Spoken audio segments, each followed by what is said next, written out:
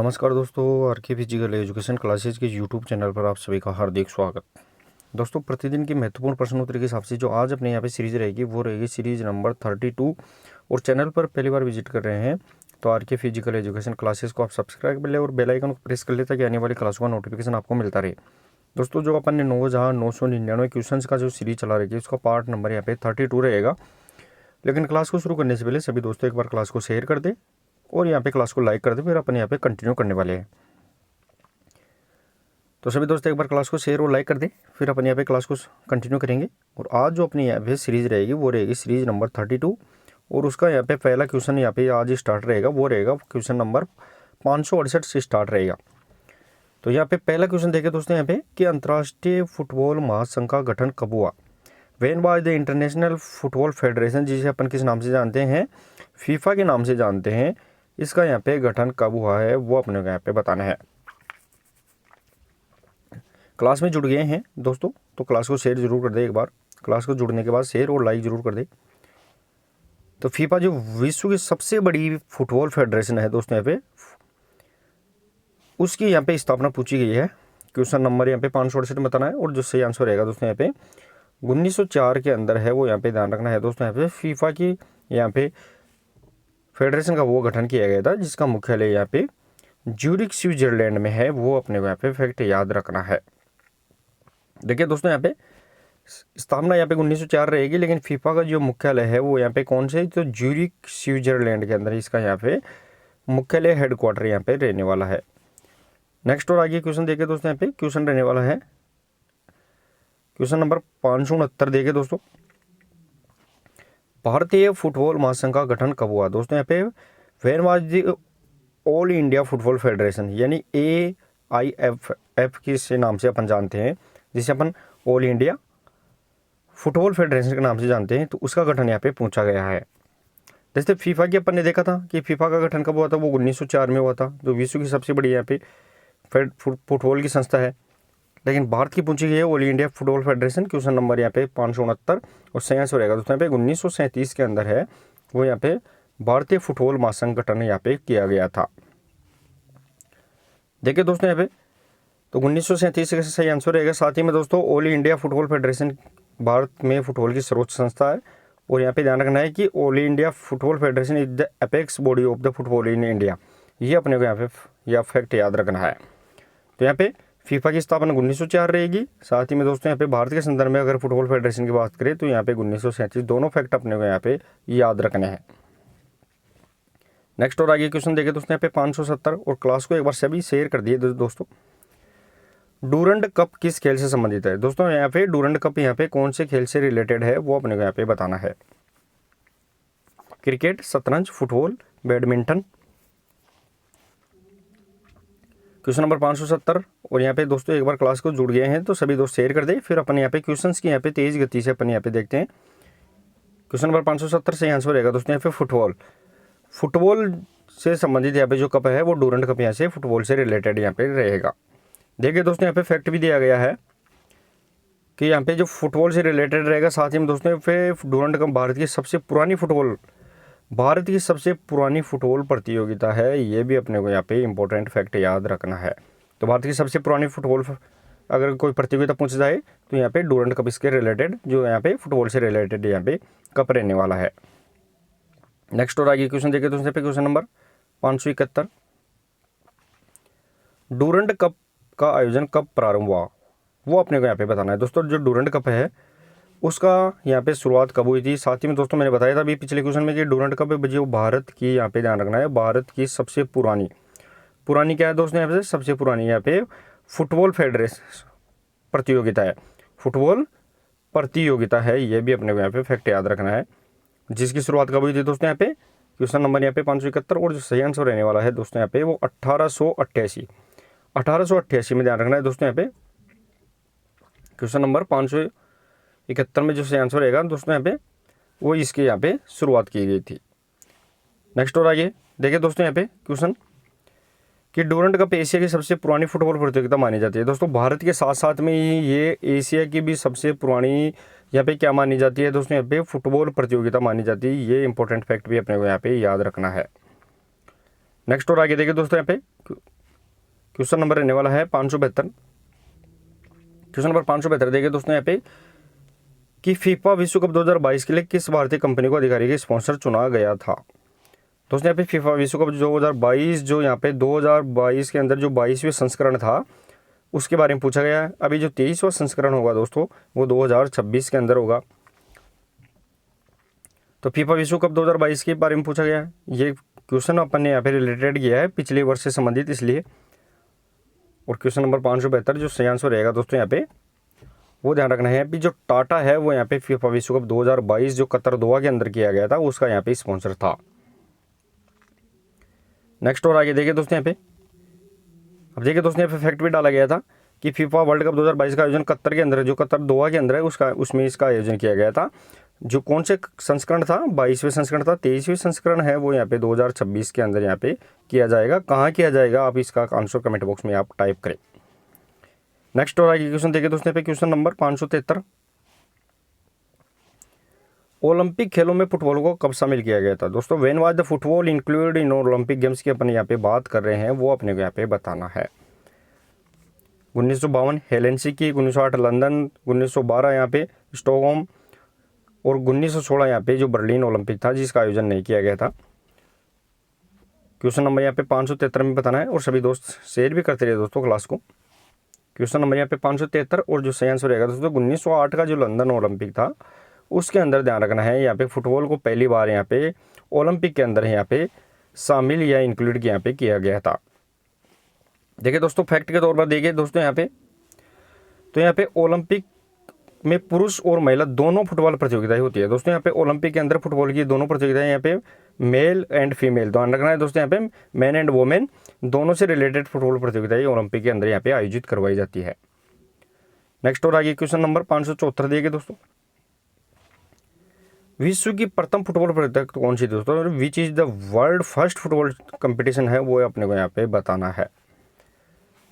FIFA World Cup, FA Cup, Santosh Trophy या Euro Cup. सबसे पहले तो आपको ध्यान रखना दोस्तों यहाँ पे फीफा जो वर्ल्ड की सबसे बड़ी फुटबॉल फेडरेशन है, FA कप ये फुटबॉल से रिलेटेड है, संतोष ट्रॉफी फुटबॉल से, ये यूरो कप ये भी फुटबॉल से रिलेटेड यहाँ पे रहने वाले हैं। लेकिन यहाँ पे विश्व की प्रथम फुटबॉल प्रतियोगिता कौन सी रहेगी दोस्तों यहाँ पे क्वेश्चन नंबर 574 के अंदर बताना दोस्तों आपको। और जो सही आंसर रहने वाला है ध्यान रखना दोस्तों यहाँ पे FA कप। जो FA कप है दोस्तों यहाँ पे वो विश्व की प्रथम फुटबॉल प्रतियोगिता यहाँ पे रहने वाली है, ये अपने को यहाँ पे ध्यान रखना है। नेक्स्ट और आगे देखिए दोस्तों यहाँ पे क्वेश्चन नंबर फैक्ट भी देखिए दोस्तों यहाँ पे फैक्ट रहने वाला है दोस्तों यहाँ पे FA कप विश्व की सबसे पुरानी फुटबॉल प्रतियोगिता है। FA cup is the oldest football competition in the world, ये अपने को यहाँ पे ध्यान रखना है दोस्तों यहाँ पे कि सबसे पुरानी फुटबॉल प्रतियोगिता कौन सी रहेगी विश्व के अंदर अगर बात करें तो यहाँ पे FA कप यहाँ पे ध्यान रखना है, वो यहाँ पे इस सबसे पुरानी फुटबॉल यहाँ पे रहने वाली है। साथ ही में दोस्तों भारत के संदर्भ में बात करें तो वो डूरंट रहने वाला है। भारत और एशिया के संबंध में वो डूरंट प्रतियोगिता सबसे पुरानी यहाँ पे रहने वाली है। नेक्स्ट और आगे क्वेश्चन नंबर 575 देखिए दोस्तों, फुटबॉल से संबंधित प्रतियोगिताएं कौन सी है दोस्तों, which competition are related of football अपन यहाँ पे पूछा गया है, तो वहाँ पे प्रतियोगिताएं कौन सी रहने वाली है। Subroto cup, euro cup, Santosh Trophy या उपरोक्त सभी। क्लास को शेयर करते रहिए दोस्तों, सभी दोस्त शेयर ज़्यादा से ज़्यादा करते रहिए। क्वेश्चन नंबर यहाँ पे ध्यान 575 रहेगा और इसका आंसर रहने वाला है दोस्तों यहाँ पे वो देखिए दोस्तों यहाँ पे उपरोक्त सभी इसका सही आंसर रहेगा। यानी जो सुब्रतो कप है ये फुटबॉल से रिलेटेड कप यहाँ पे रहने वाला है, यूरो कप भी रहेगा और संतोष ट्रॉफी है फुटबॉल से रिलेटेड जो 1943 यहाँ से रिलेटेड यहाँ पे रहने वाली है। अब देखिए दोस्तों यहाँ पे नेक्स्ट आगे क्वेश्चन नंबर 576 देखिए।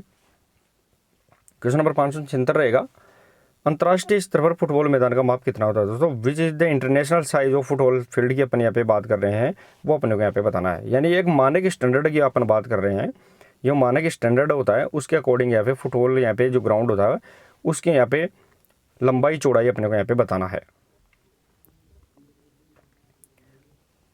क्वेश्चन नंबर 576 का आंसर बताना है दोस्तों यहाँ पे। और जो सही आंसर रहने वाला है दोस्तों यहाँ पे कि इंटरनेशनल अगर स्टैंडर्ड साइज देखें अपन इसकी तो 120 × 80 यार्ड यहाँ पे या गज यहाँ पे रहने वाले हैं कि मैक्सिमम कितना हो सकता है दोस्तों यहाँ पे 120 मीटर यहाँ पे यार्ड गज और यहाँ पे 80 यहाँ पे ध्यान रखना है यहाँ पे, तो यहाँ पे 120 × 80 गज या यार्ड के अंदर इसका यहाँ पे फॉर्मेशन रहता है। फैक्ट भी देखे दोस्तों यहाँ पे, तो 120/80 यहाँ पे यार्ड रहेगा। साथ ही में दोस्तों एक बार देखिए दोस्तों, यहाँ पे फुटबॉल मैदान में जो गोल एरिया होता है वो 20x6 गज का यहाँ पे रहता है। जो गोल पोस्ट की अपन बात कर रहे हैं वो यहाँ पे 20x6 यहाँ पे गज का यहाँ पे गोल एरिया यहाँ पे रहने वाला है। नेक्स्ट और आगे देखिए दोस्तों, यहाँ पे क्वेश्चन नंबर 577 के अंदर फुटबॉल में गोल पोस्ट की ऊंचाई कितनी होती है। तो what is the height of the goal post यहाँ पे पूछा गया है, वो अपने को यहाँ पे बताना है। जो गोल पोस्ट होती है ये अपना यहाँ पे ग्राउंड होता है, इसके अंदर यहाँ पे गोल पोस्ट रहने वाली है दोस्तों। यहाँ पे इस सॉरी दोस्तों तो फुटबॉल में जो गोल पोस्ट की ऊंचाई कितनी होती है वो अपने को यहाँ पे बताना। जो ऊंचाई पूछी गई है 1.22 यहाँ पे 2.44 या फिर 2.66 3.66। तो क्वेश्चन नंबर यहाँ पे 577 और जो सही आंसर रहने वाला है वो यहाँ पे ध्यान रखना है दोस्तों। यहाँ पे जो गोल पोस्ट की जो ऊंचाई रहने वाली है वो 577 में सही आंसर रहेगा 2.44 मीटर यहाँ पे रहने वाली है। मीटर के अंदर यहाँ पे ध्यान रखना दोस्तों, जो इसकी ऊंचाई पूछी गई है ऊंचाई 2.44 मीटर यहाँ पे रहने वाली है।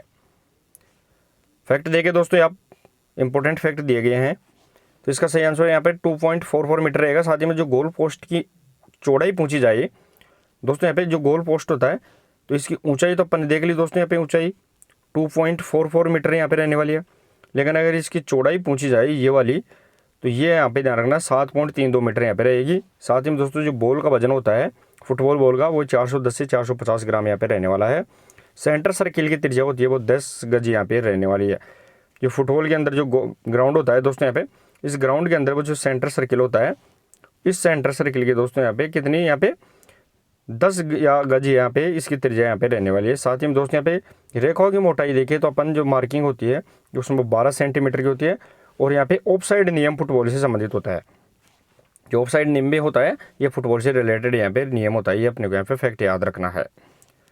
नेक्स्ट और आगे क्वेश्चन नंबर 578 देखिए दोस्तों, फीफा का मुख्यालय कहाँ स्थित है। दोस्तों अभी अपन ने थोड़ी देर देखा भी था पहले कि फीफा का मुख्यालय कहाँ है। फीफा की जो विश्व की सबसे बड़ी फुटबॉल फेडरेशन है जिसकी स्थापना 1904 में हुई थी दोस्तों यहाँ पे, और इसका मुख्यालय है वो कहाँ है, तो यहाँ पे जो स्विट्जरलैंड है दोस्तों, यहाँ पे स्विट्जरलैंड के अंदर इसका मुख्यालय है। और कौन सी जगह यहाँ पे, तो सही आंसर रहेगा यहाँ पे 578 के अंदर ज्यूरिख स्विट्जरलैंड के अंदर यहाँ पे फीफा का मुख्यालय यहाँ पे हेडक्वार्टर रहने वाला है। नेक्स्ट और आगे देखिए दोस्तों, यहाँ पे क्वेश्चन नंबर फैक्ट भी देखिए दोस्तों यहाँ पे, तो यहाँ पे इसका जो मुख्यालय है वो यहाँ पे कहाँ रहने वाला है, ज्यूरिख स्विट्जरलैंड में। फीफा के जो वर्तमान यहाँ पे जो अध्यक्ष जियानी इन्फेंटिनो है, तो ये अब कब इसका जो वर्तमान अध्यक्ष है वो कौन सा है वो आप जरूर कमेंट करके बताइए। यहाँ पे ये रहने वाला नहीं है अभी। नेक्स्ट और आगे देखिए दोस्तों, यहाँ पे क्वेश्चन नंबर रहेगा दोस्तों यहाँ पे फुटबॉल गोल पोस्ट की चौड़ाई कितनी होती है। दोस्तों चौड़ाई पूछी गई है वो अपने को यहाँ पे बताना है। दोस्तों अपन ने देखिए गोल पोस्ट की बात कर रहे हैं अपन, जो ग्राउंड होता है फुटबॉल यहाँ पे ग्राउंड होता है, तो इसके अंदर जो यहाँ पे ये सेंटर सर्किल होता है, सेंटर सर्किल अपन ने देख ही लिया दोस्तों यहाँ पे कि इसकी जो त्रिज्या होती है वो यहाँ पे 10 यार्ड रहने वाली है, 10 गज।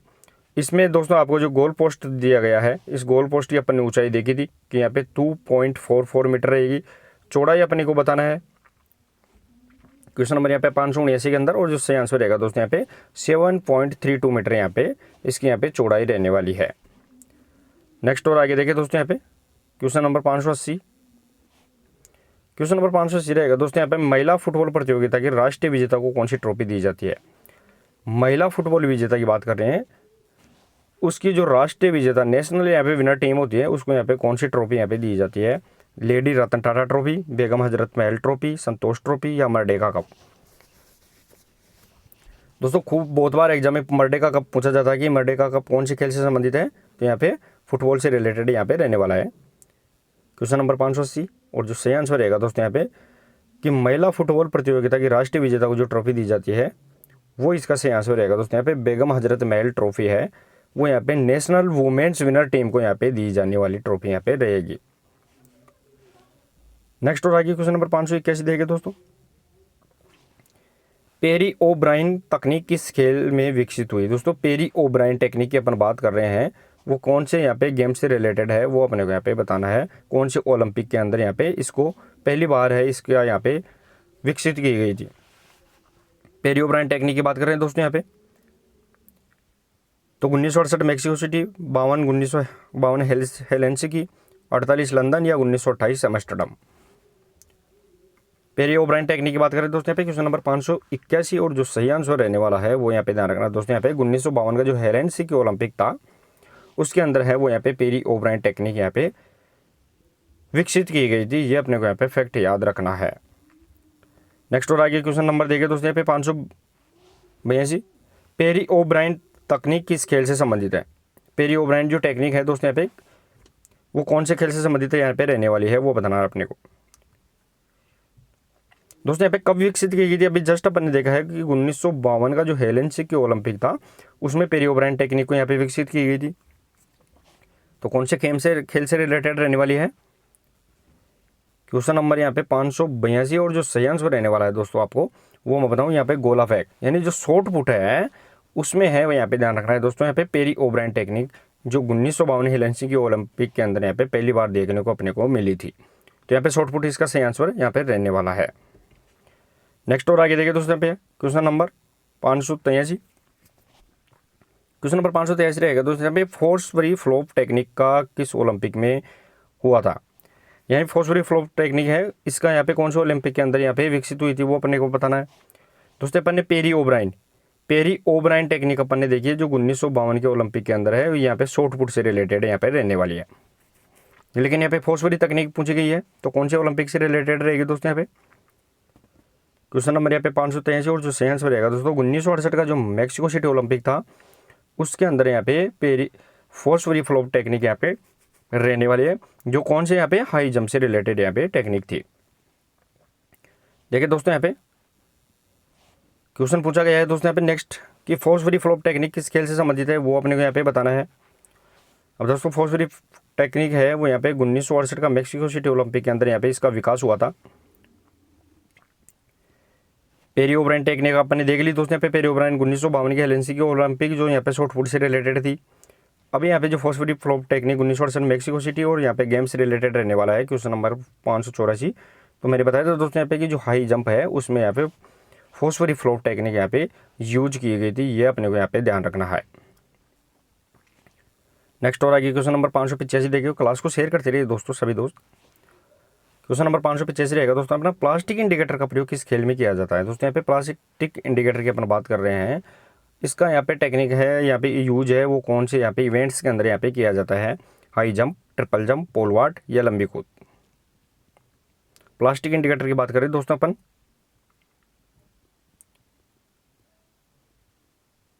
क्वेश्चन नंबर यहाँ पे 585 और जो सही आंसर रहेगा दोस्तों यहाँ पे जो प्लास्टिक इंडिकेटर है वो यहाँ पे लॉन्ग जंप जिसे अपन लंबी कूद के नाम से जानते हैं उसमें यूज किया जाता है। दोस्तों यहाँ पे क्या होता है तो ये अपना यहाँ पे रनिंग एरिया होता है, साथ ही में ये अपना यहाँ पे लैंडिंग एरिया होता है जिसमें अपन जाके गिरते हैं।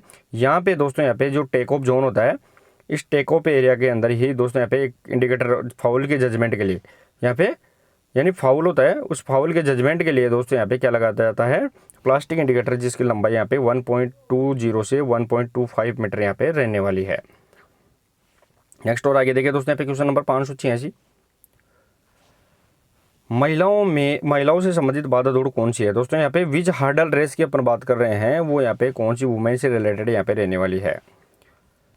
महिलाओं से संबंधित बाधा दौड़ की बात करें दोस्तों यहाँ पे 100 मीटर, वह 110 मीटर, 110, 400, 100 या 400। महिलाओं से रिलेटेड अपन बाधा दौड़ की बात करें दोस्तों यहाँ पे और जो क्वेश्चन नंबर यहाँ पे जो 586 रहेगा और इसका सही आंसर रहेगा दोस्तों जो हर्डल रेस होती है वुमेन्स के अंदर वो यहाँ पे 100 और 400 मीटर है वो यहाँ पे वुमेन से संबंधित हर्डल रेस होती है जिसके अंदर हर्डल होता है दोस्तों यहाँ पे ये हर्डल इसके ऊपर से अपने को क्या करना पड़ता है यहाँ पे जंप लगा के आगे बढ़ना पड़ता है, फिर आगे है वो यहाँ पे फिर हर्डल मिलता है, फिर अपन हर्डल के ऊपर से आगे चलते जाते हैं। नेक्स्ट और आगे क्वेश्चन नंबर 587 देखिए दोस्तों पुरुषों की 110 मीटर बाधा दौड़ में बाधा की ऊंचाई कितनी होती है। दोस्तों बाधा की मतलब यहाँ पे हर्डल रेस की बात कर रहे हैं तो यहाँ पे 100 मीटर होती है दोस्तों, यहाँ पे वो वुमेन्स हर्डल रेस होती है। 110 मीटर होती है दोस्तों यहाँ पे वो यहाँ पे मेन हर्डल रेस यहाँ पे रहने वाली है। तो यहाँ पे जो हर्डल होता है 110 मीटर पुरुष के लिए उसकी यहाँ पे लेंथ हाइट पूछी गई है दोस्तों, हाइट वो यहाँ पे कितनी रहने वाली है वो अपने को यहाँ पे बताना है।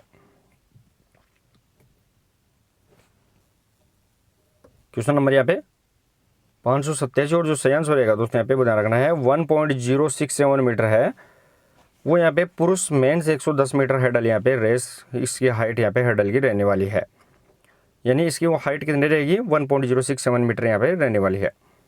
नेक्स्ट हो रहा है क्वेश्चन नंबर 588 देखिए दोस्तों। क्वेश्चन नंबर 588 रहेगा दोस्तों यहाँ पे कि 110 मीटर बाधा दौड़ में प्रथम बाधा की दूरी कितनी होती है। 110 मीटर बाधा की बात कर रहे हैं दोस्तों अपन। इस 110 मीटर बाधा दौड़ के अंदर है, मान लो ये अपनी फिनिश लाइन है, ये अपनी स्टार्टिंग लाइन है, तो यहाँ पे स्टार्ट करते ही पहली बाधा है वो कितनी यहाँ पे हर्डल आएगी, फिर यहाँ पे हर्डल आएगी, आगे हर्डल आएगी, तो वो अपने को यहाँ पे बताना है। तो पहली बाधा यहाँ पे कितनी दूरी पे मिलेगी, सबसे पहले अपने को ध्यान रखना दोस्तों पे 110 मीटर है, वो यहाँ पे मेन की हर्डल रेस है।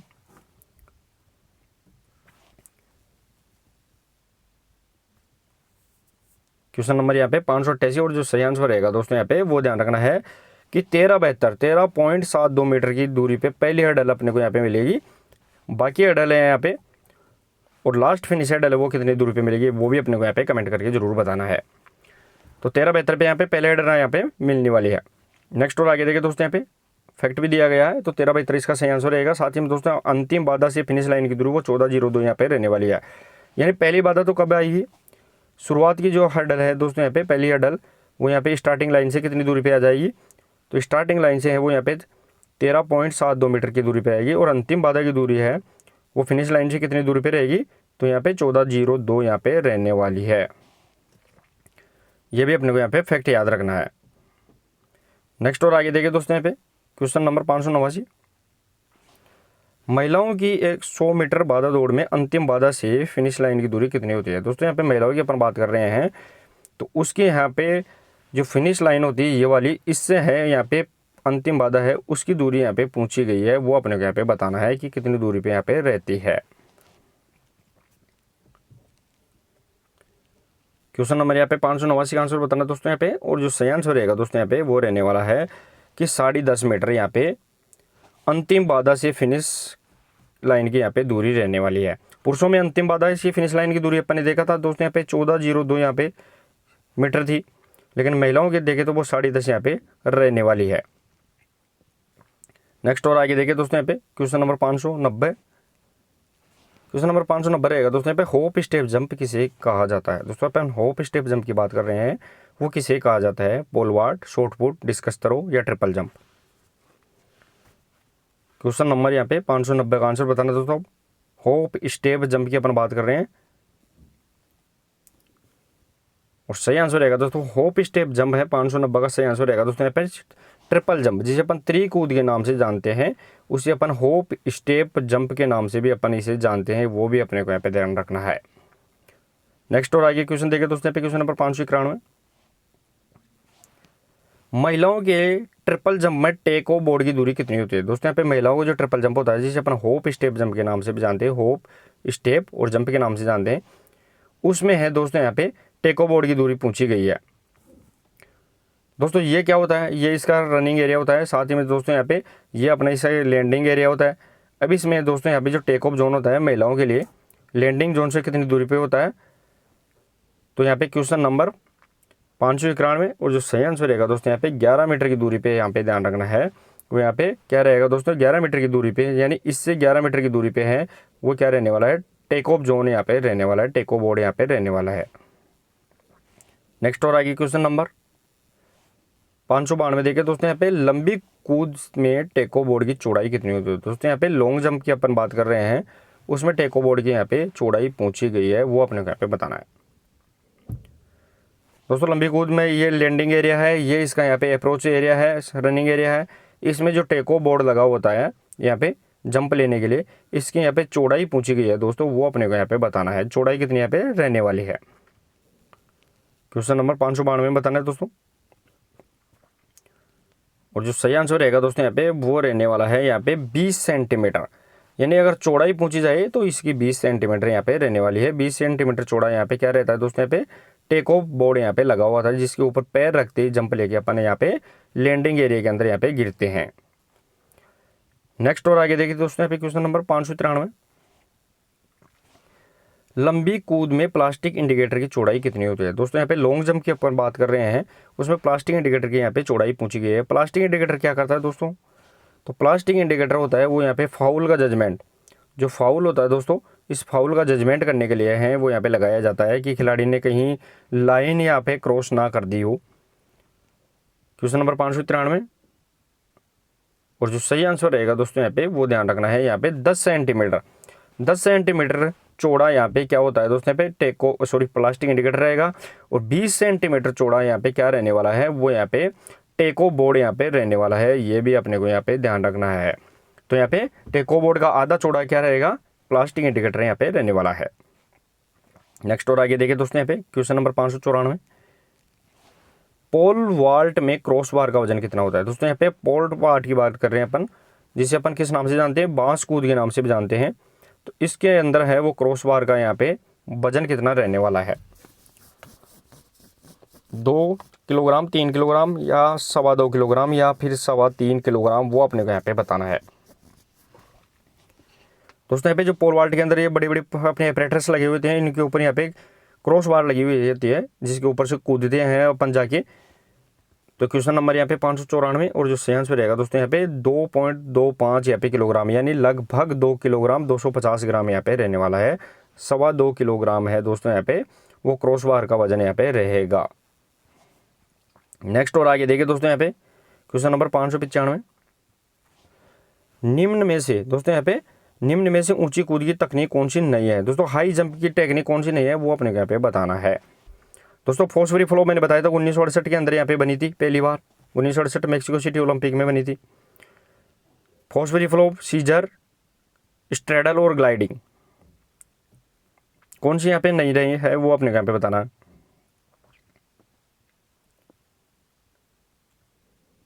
क्वेश्चन नंबर यहाँ पे 595 के अंदर बताना दोस्तों यहाँ पे, और सही आंसर रहेगा दोस्तों ग्लाइडिंग टेक्निक है दोस्तों यहाँ पे, वो किससे रिलेटेड नहीं है, तो यहाँ पे हाई जंप से रिलेटेड नहीं है। साथ ही में दोस्तों फॉर्स फ्लो, सीजर और स्ट्रेडल, ये टेक्निक क्या किसके अंदर है, वो यहाँ पे हाई जंप से रिलेटेड टेक्निक यहाँ पे रहने वाली है।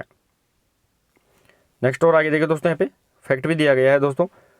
तो दोस्तों यहाँ पे जो ग्लाइडिंग टेक्निक है ये गोला फेंक से रिलेटेड है, ये अपने को यहाँ पे ध्यान रखना है। शॉर्ट पुट से संबंधित जो शॉर्ट पुट है दोस्तों यहाँ पे, इस शॉर्ट पुट से रिलेटेड यहाँ पे रहने वाली है। तो 3 टेक्निक यहाँ पे फॉर्स फ्लो, सीजर और स्ट्रेडल है वो यहाँ पे हाई जंप, और ग्लाइडिंग है वो यहाँ पे किससे रिलेटेड रहेगी, तो वो शॉर्ट पुट से रिलेटेड वाली है। साथ ही में दोस्तों यहाँ पे शॉर्ट पुट से रिलेटेड है वो पेरी ओब्रायन टेक्निक भी शॉर्ट पुट से रिलेटेड यहाँ पे रहेगी। नेक्स्ट और आगे देखिए दोस्तों, यहाँ पे क्वेश्चन नंबर 596, पोल वाल्ट में प्रत्येक सफल ऊंचाई पर कितनी वर्दी होती है। कितनी वर्दी होती है ये पूछा गया है दोस्तों यहाँ पे, सॉरी दोस्तों एक बार मैं इसको सही कर लेता हूँ, चलो ठीक है। तो ये अपने को यहाँ पे बताना है दोस्तों कि पोल वाल्ट में प्रत्येक सफल ऊंचाई पर वो अपने को यहाँ पे क्या बताना है कि कितनी वर्दी होती है, वो अपने को यहाँ पे बताना है। पोल वाल्ट की बात करें दोस्तों, अब पोल वाल्ट में होता क्या है दोस्तों, जो अपनी ये लगी हुई होती है दोनों ऑपरेटर्स, इसके ऊपर जो अपनी क्रॉस बार जिसकी वजन मैंने बताया था दोस्तों यहाँ पे 2.25 किलोग्राम है। तो इसके अंदर दोस्तों यहाँ पे एक बार अगर खिलाड़ी कूदता है इसके ऊपर से, सफल जंप करता है, तो फिर अपन उसको ऊपर रखते हैं, फिर जंप करता है तो फिर अपन ऊपर रखते हैं। तो कितनी वर्दी करते हैं दोस्तों यहाँ पे, क्वेश्चन नंबर 596, और सही आंसर रहेगा दोस्तों यहाँ पे प्रत्येक सफल ऊंचाई के ऊपर है दोस्तों अपन क्या करते हैं 5 सेंटीमीटर है वो यहाँ पे क्रॉस बार को ऊपर रखते जाते हैं। हर बार अपन 5 सेंटीमीटर, फिर अपन 5 सेंटीमीटर, फिर अपन 5 सेंटीमीटर ऐसे ऊपर ऊपर यहाँ पे रखते हैं। नेक्स्ट और आगे क्वेश्चन नंबर 597 देखिए दोस्तों, वर्तमान में मनोविज्ञान को किसका विज्ञान माना जाता है, वो अपने यहाँ पे बताना है। साइकोलॉजी से रिलेटेड क्वेश्चन भी अपन ने डाले हैं दोस्तों इसमें, कि वर्तमान में अपन मनोविज्ञान को किसका विज्ञान मानते हैं दोस्तों, आत्मा, व्यवहार, योग या चेतना। क्वेश्चन नंबर यहाँ पे 597 का आंसर बताना दोस्तों यहाँ पे, और जो सही आंसर रहेगा दोस्तों वो ध्यान रखना है कि वर्तमान में जो मनोविज्ञान है वो यहाँ पे व्यवहार के मनोविज्ञान के रूप में इसे जाना जाता है। सबसे पहले इसे आत्मा, फिर चेतना, फिर और लास्ट में इसको यहाँ पे व्यवहार से रिलेटेड यहाँ पे विज्ञान माना गया था। नेक्स्ट और आगे क्वेश्चन नंबर 598 देखिए दोस्तों, यहाँ पे मनोविज्ञान के जनक किसे माना जाता है। दोस्तों यहाँ पे फादर ऑफ साइकोलॉजी की बात कर रहे हैं, वो किसे माना जाता है वो अपने यहाँ पे बताना है। विलियम जेम्स, अरस्तु, सिगमंड फ्राइड या वाटसन। क्वेश्चन नंबर यहाँ पे 598 बताना है दोस्तों यहाँ पे, और सही आंसर रहेगा दोस्तों मनोविज्ञान का जो जनक है और आधुनिक मनोविज्ञान का जनक है वो यहाँ पे दोनों में चेंजिंग है। तो सही आंसर यहाँ पे इसका यहाँ पे अरस्तु यहाँ पे रहने वाला है। साथ ही में दोस्तों यहाँ पे तो इसका आंसर यहाँ पे विलियम जेम्स यहाँ पे रहने वाला है। नेक्स्ट और आगे देखिए दोस्तों यहाँ पे, अब देखिए दोस्तों यहाँ पे इसका सही आंसर सॉरी अरस्तु रहेगा, और यहाँ पे आधुनिक मनोविज्ञान का जनक पूछे तो वो विलियम वुंट यहाँ पे रहने वाला है। तो दोनों में अपने को यहाँ पे ध्यान रखना है। नेक्स्ट और आगे देखिए दोस्तों यहाँ पे क्वेश्चन नंबर 599, मनोविज्ञान की उत्पत्ति किस शास्त्र से हुई। दोस्तों यहाँ पे मनोविज्ञान की उत्पत्ति है वो यहाँ पे किस शास्त्र से, दर्शन से मानी जाती है, वो अपने को यहाँ पे बताना है। दर्शन शास्त्र, अध्यात्म शास्त्र, मानव शास्त्र या प्राणी शास्त्र। मनोविज्ञान की उत्पत्ति है क्वेश्चन नंबर यहाँ पे 599, और जो सही आंसर रहने वाला है दोस्तों यहाँ पे मनोविज्ञान की उत्पत्ति है वो फिलोसफी यानी दर्शन शास्त्र से रिलेटेड यहाँ पे मानी जाती है। नेक्स्ट और आगे क्वेश्चन देखिए दोस्तों यहाँ पे क्वेश्चन नंबर 600 रहेगा अपना। क्वेश्चन नंबर 600 रहने वाला है कि प्रयोगात्मक विधि का प्रयोग सर्वप्रथम किसने किया था। दोस्तों यहाँ पे प्रयोगात्मक विधि की बात कर रहे हैं जिसे अपन एक्सपेरिमेंटल मेथड के नाम से जानते हैं। इसका सबसे पहले प्रयोग है वो यहाँ पे सर्वप्रथम प्रयोग किसके द्वारा किया गया था, विलियम जेम्स, वुंट, फ्राइड या स्किनर। क्वेश्चन नंबर 600 के अंदर बताना दोस्तों आपको, और सही आंसर रहने वाला है विलियम वुंट के द्वारा है यहाँ पे प्रयोगात्मक विधि का सबसे पहले है यहाँ पे प्रयोग यहाँ पे किया गया था। नेक्स्ट और आगे देखिए दोस्तों यहाँ पे फैक्ट भी डाला गया है। तो यहाँ पे प्रयोगात्मक विलियम वुंट रहने वाला है। साथ ही में दोस्तों 1879 1879 में जर्मनी में लाइप्जिग के अंदर दोस्तों यहाँ पे मनोविज्ञान की पहली प्रयोगशाला यहाँ पे स्थापित की गई थी। ये भी फैक्ट अपने को यहाँ पे याद रखना है। नेक्स्ट और आगे क्वेश्चन नंबर 601 देखिए दोस्तों, खेल मनोविज्ञान का जनक किसे कहा जाता है। दोस्तों यहाँ पे फादर ऑफ स्पोर्ट्स साइकोलॉजी की अपन बात कर रहे हैं, वो अपने को यहाँ पे बताना है। William Wundt, James, Coleman Griffith या फिर वाटसन। क्वेश्चन नंबर यहाँ पे 600 रहेगा दोस्तों अपना, और जो सही आंसर रहेगा दोस्तों यहाँ पे स्पोर्ट्स साइकोलॉजी का जनक यहाँ पे रहने वाला है वो यहाँ पे कोलमैन ग्रिफिथ को यहाँ पे सही आंसर यहाँ पे रहेगा। नेक्स्ट और आगे देखिए दोस्तों यहाँ पे क्वेश्चन नंबर 602, क्वेश्चन नंबर 602 रहेगा दोस्तों यहाँ पे कि मनोविज्ञान क्या है। दोस्तों साइकोलॉजी क्या है वो अपने को यहाँ पे बताना है। मनोविज्ञान क्या है, शुद्ध विज्ञान, चिकित्सा विज्ञान, विधायी विज्ञान या फिर प्राकृतिक विज्ञान।